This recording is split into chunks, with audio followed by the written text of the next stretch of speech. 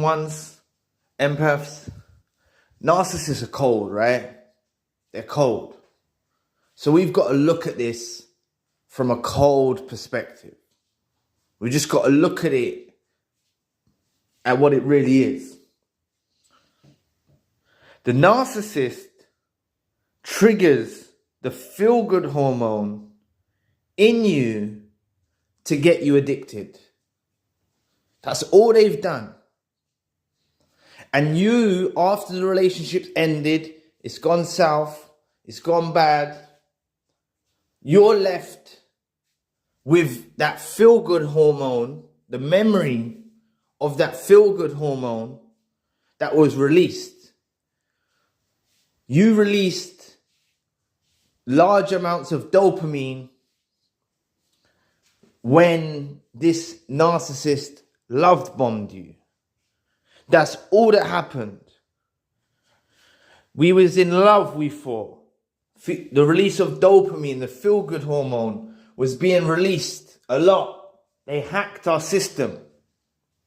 They hacked our system to make us think we're in love. So if you understand that it's a chemical, and a chemical being released in your brain to make you feel that way. We have to look at this as black and white. We have to look at this in this way. We have to be looking in a cold approach. That's all that's happened.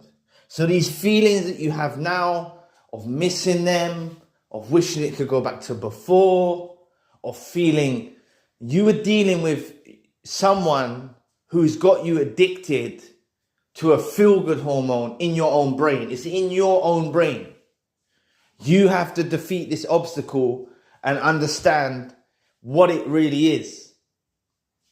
You can get those, if you were intimate, if this was an intimate relationship, then you had the release of dopamine through the sex too. Your feel-good hormone. That's released. And other chemicals are released. But I'm not a scientist now, and I'm not trying to sound like a scientist, but I'm just looking at it as black and white, at what it is, right?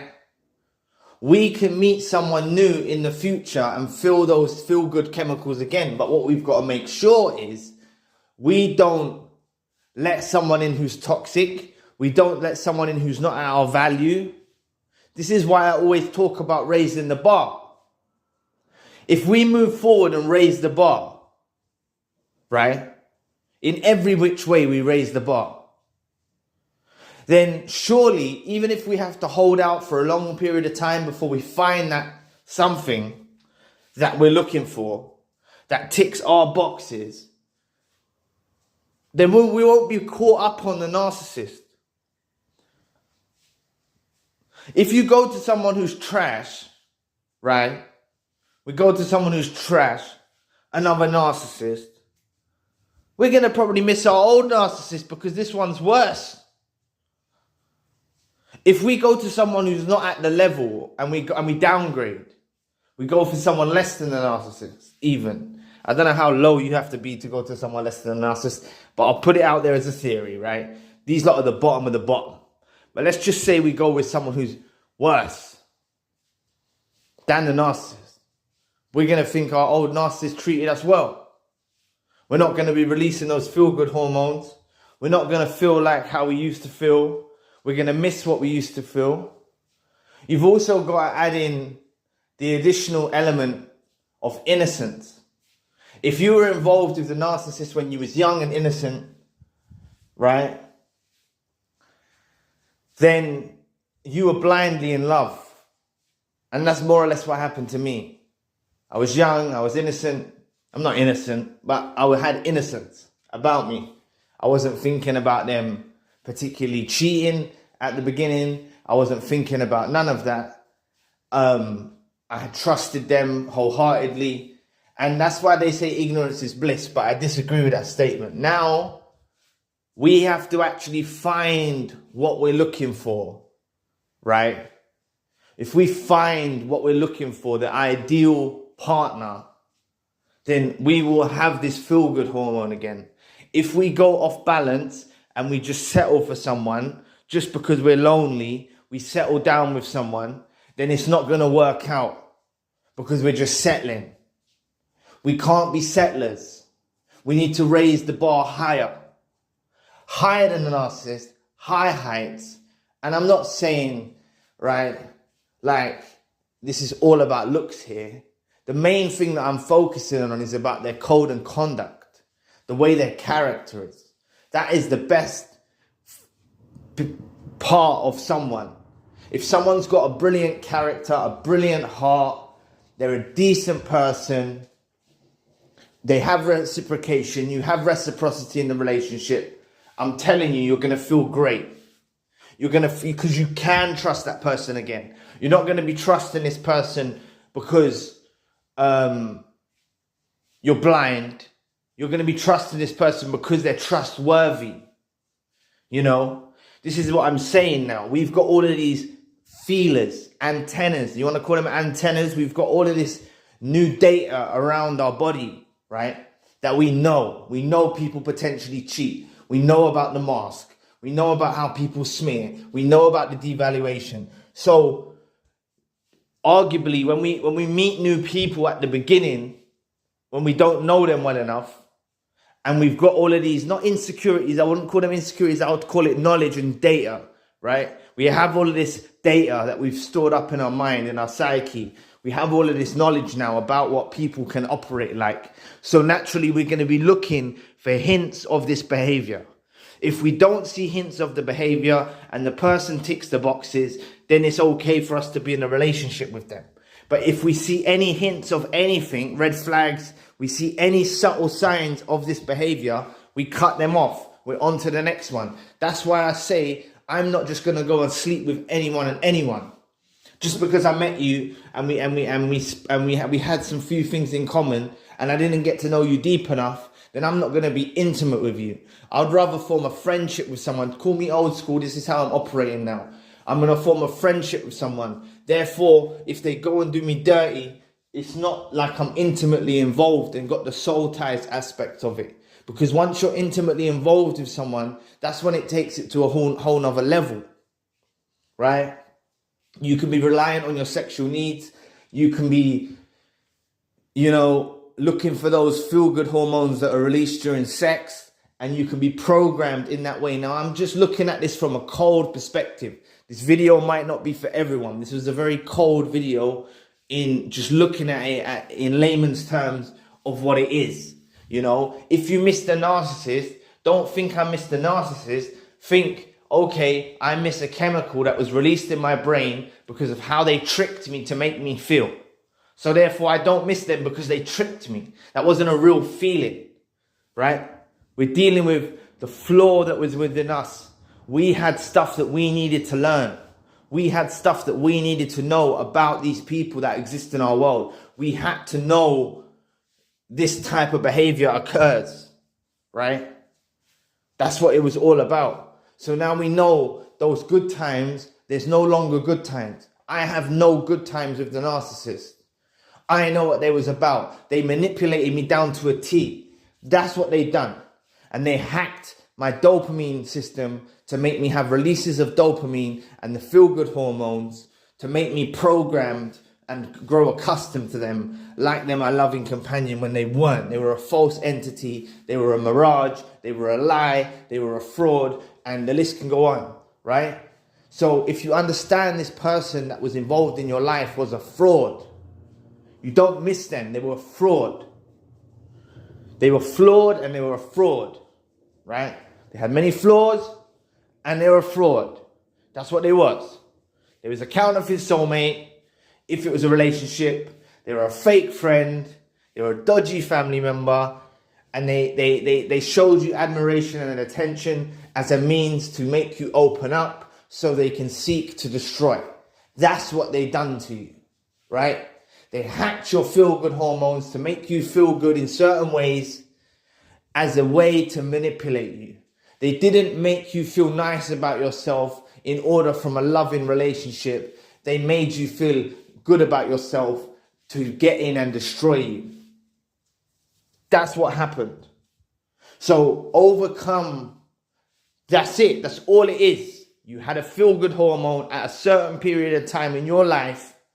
You're not sad now. You're not depressed. You're dealing with the feeling of losing the feel-good hormone. You're on a come down. This is like a drug we're talking about here. This is like you taking a drug, and then after you take the drug, you feel down, right? Or even any form of even pharmaceutical medicines and stuff like that. You can take a medicine and it makes you feel down after. This is what I'm saying. These chemicals are naturally occurring substances in our brain that are like drugs. For example, dopamine. You can become a dopamine addict, right? When we eat, we release dopamine. When we smoke or vape, we release dopamine. If you take drugs, you release dopamine. That's why sometimes after you're in a really toxic relationship, you can go and turn and hit the bottle, or you can go and turn into a drug addict or drug abuse, because you're trying to replace that feel-good hormone with a substance. But we can actually find this feel-good hormone again just in a relationship with other people, as long as we're careful. As long as we're careful, we don't need to go to the bottle or go to drugs to make us feel good, to make us replace that void that we have in our life now, that we feel empty because we've lost that feel-good hormone that we had at the beginning of the relationship with the narcissist.